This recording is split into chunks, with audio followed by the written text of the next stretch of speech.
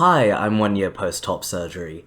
I don't actually have a huge amount to say. Now watch how I say that, and then I'll say a lot of things. But I've made some notes to try and keep track of everything that I did want to say. Not a huge amount has changed since 6 months on, which was the last time I made a video about this, or indeed at all. But hopefully I can provide some further insight and maybe say something new. Otherwise, watch me repeat myself for the next 10 minutes or so, depending on how long this video might be. I'm predicting 10, see if I'm right by the time I've uploaded this. The first thing I was going to talk about was that recovery depression. Just something I kind of wanted to reiterate as being something that I really wasn't expecting to have to deal with post-top surgery.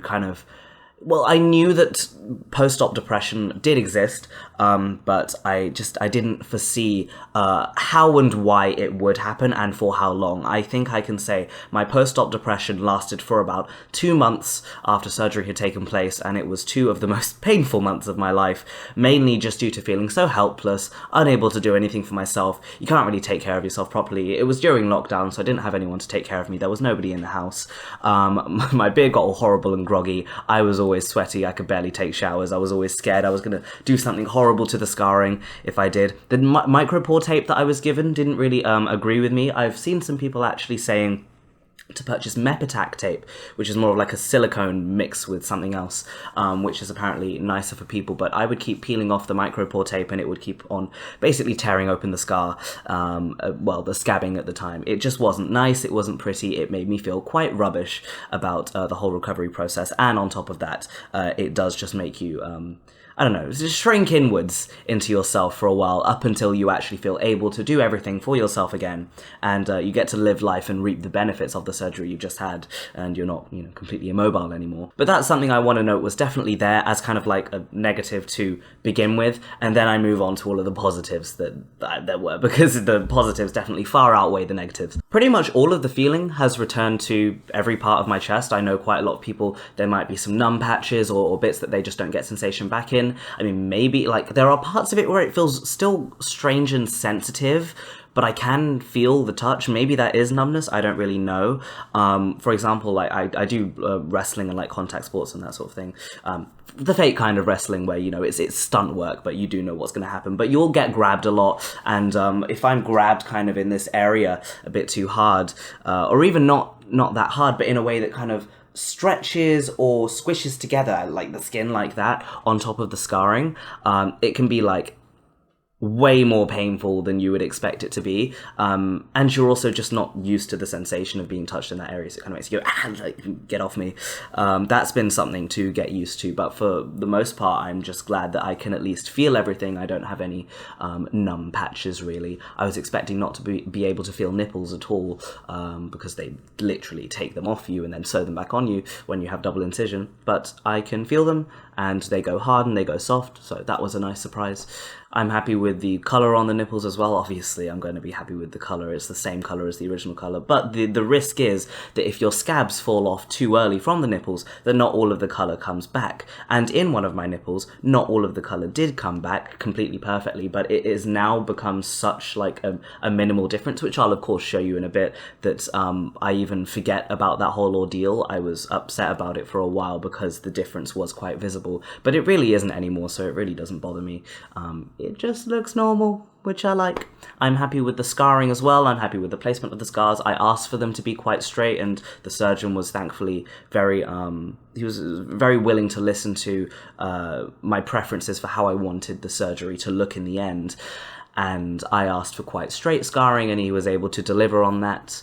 And they are quite big scars, and I had a period of time where I was struggling to come to terms with the fact that this is my body now, and this is the scarring that I would have to deal with for the rest of my life, that I didn't necessarily want. But again, once the kind of novelty of it, or the shock of it, wears off, and you just get used to that it is on your body, and you see it every day, and you're actually kind of thankful that it's there, rather than dealing with the alternative, it becomes fine. I forget even that it was a result of surgery. I don't think anything of the scars, and I've even been shirtless in places where people haven't even clocked the scars until I've mentioned it. Usually in quite dim lighting. I'm not I'm not deluded in thinking that, oh, no one would ever notice the scars. They're big, they're there, but it's not something that really factors into my life anymore, or it makes me feel unable to take off my shirt in places where I'd be permitted to do so. On that note of scarring, it was hard for me to know what my results were going to look like on a chest that looked like mine, specifically as a brown person.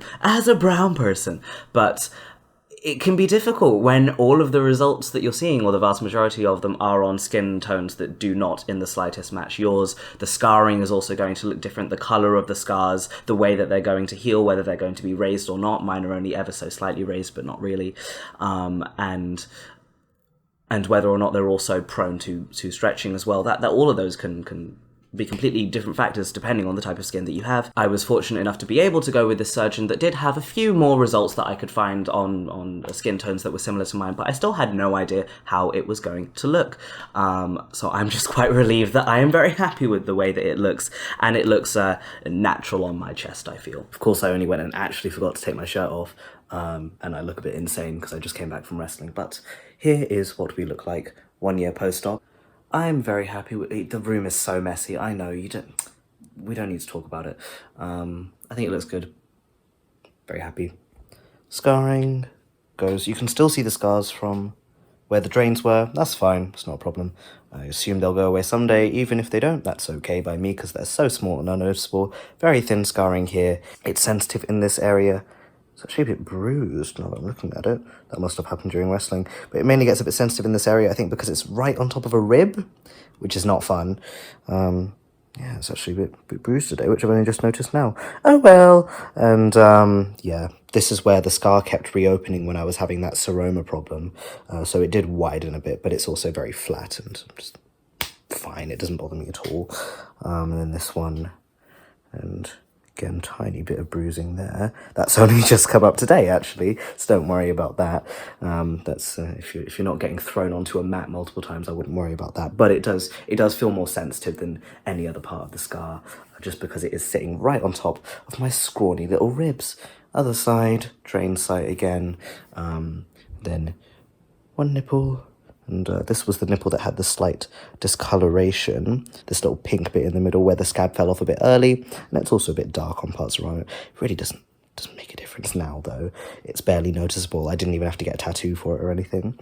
And you can still see, like, stitch scarring, whatever, but again, barely noticeable. More noticeable on this one, the stitch scarring, but when you're far away, it really makes no difference whatsoever.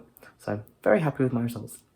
Otherwise, the main takeaway and the main thing that I've gained from having this surgery is just confidence, a huge confidence boost. I can wear whatever shirt I want, which in turn means I can literally wear whatever clothes I want at all. It's so much easier when I'm just walking around the house with flatmates who not all of them know that I'm trans. Well, currently none of them know that I'm trans. I live in a flat share and people come and go, so you don't always really get time to have that conversation, and I don't necessarily want to all the time because it doesn't really matter. Most of the people that I've lived with at this point have not known that I was trans and have left not knowing that I was trans. It doesn't make a difference. But if all of this had been happening while I'd still had a chest, every single time I want to leave my room, have to put a hoodie on, have to put something on. I'm not obviously walking out there bare chest, but I can just throw any old t-shirt that I have on the side and not feel like I'm boiling running out the door to go down to the kitchen and make myself some food. It's really, really nice, just on a practical level, to not have to deal with any of that anymore. If I just need to run to the shops, I can run in the clothes that I'm wearing, rather than I have to take off the shirt, put on the binder, put the shirt back on, then go outside, meaning half the time I don't even want to go out at all because I have to bother with all of that.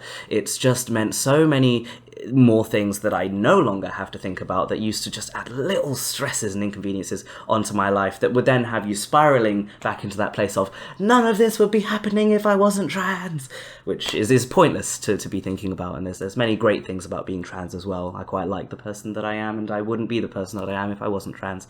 But sometimes you can find yourself digging that hole of, here's all the things I hate about it. Here's all the things that wouldn't be a problem if I wasn't. That's taken away quite a few factors of that, which I'm very thankful for. It's also just meant that I can look in mirrors more. I feel happier with my appearance, and therefore feel happier putting myself out there, making friends, meeting new people. It's been really, really lovely on a social level, on a dysphoria level, and every level, really. It's also kind of given me the confidence to be out at work. I've started sort of doing presentations on trans allyship and blah, blah, blah, blah, blah. And it's obviously not anyone's responsibility to have to educate cis people other than cis people. Trans people, should do it if they feel like it. And it is certainly helpful since we're the ones with the most knowledge and experience. But, I felt perfectly able to do it. And I really enjoy being someone who educates other people on this topic. And now feeling so comfortable with myself so that I can talk about anything and all of my experiences has really, really helped with all of that. It's also helped me go to the gym more easily. I love exercising. I've been trying to gain muscle, which I'm not very good at because I cannot retain any fat whatsoever, so there is nothing to turn into muscle. I'm skin and bones, but it means that there's nothing in the way. I can move around freely. Going on a treadmill doesn't feel horrible anymore. Not that I avoid cardio like the plague at this point, but if I wanted to, then I can. Jumping around and just doing anything just feels so much easier. And again, being able to wear whatever I want at the gym. I can wear a vest now at the gym, thank God, because I sweat like a pig because I'm 3 years on testosterone. Video coming soon. But I sweat so much, and having to wear like a binder and something over the top, usually like a really loose t-shirt, or maybe even, God forbid, a hoodie in a really sweaty gym with other sweaty men, was horrible.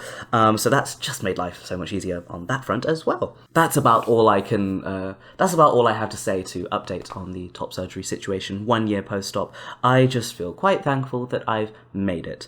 If there's anybody else who is struggling with not being able to get it right now, I definitely can understand and empathize with how pressing of a matter it felt at the time. I was very lucky to get it out of the way. I've just turned 22. My birthday was a few days ago. There's a lot of milestones in October for me. Birthday, top surgery, testosterone, all of it. I'm lucky to have gotten it out of the way as soon as I have. But it's always worth holding on. That's the thing that I've been telling myself ever since school and ever since I needed to kind of get out of my parents' house, basically, was it's worth hanging on. It'll all be worth it. And now, having lived it and been on the other side of it, yeah, absolutely worth it. Definitely worth the wait. If I'd have had to wait another 2 years for it, the feelings that I'm feeling now and the happiness that I feel, yeah, it still would have been worth it to get these particular results as well. Don't rush into it either. If you feel that you can get it quicker with a surgeon who will give you less good results. If you have a surgeon that you like the results of and you would particularly be willing to wait for, and you have the money or means to do it, if you're in a different country or if you're doing it on the NHS, wait. It's always worth the wait for something that is going to be with you for the rest of your life. Thank you for listening to me ramble, and I'll see you next time when I talk about whatever I'm going to talk about being 3 years on testosterone. That tends to be quite repetitive as well, because I just get hairier. Every year I just get hairier, but I'll talk about that in more detail if you want to hear it next time round. Bye!